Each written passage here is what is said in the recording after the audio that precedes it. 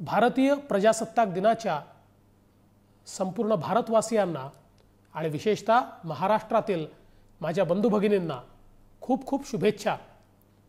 या प्रजासत्ताक दिनाच्या निमित्ताने भारताच्या संविधानानं आपल्याला जे उपकरण उपलब्ध करून दिलं, आपल्या तमाम स्वातंत्र्य संग्राम सेनानींनी भारताला स्वातंत्र्य दिलं, पण आपल्या संविधानानं त्या स्वराज्याचं सुराज्यामध्ये रूपांतरित करण्याकरता आपल्याला उपकरण उपलब्ध करून दिलं। त्या उपकरणाचा उपयोग करून देश आणि महाराष्ट्र हा सुराज्याकडे नेण्याचा प्रयत्न आज देशाचे पंतप्रधान माननीय मोदीजींच्या नेतृत्वामध्ये आम्ही सारेच लोक करतो आहोत।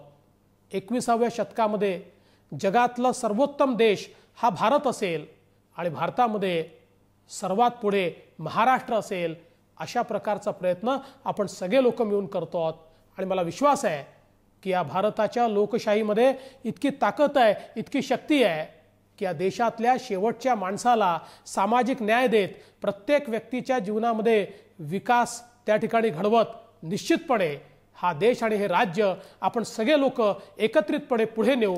आणि त्याकरता आपल्या सर्वांना मी मनपूर्वक शुभेच्छा देतो। जय हिंद, जय महाराष्ट्र, जय भारत।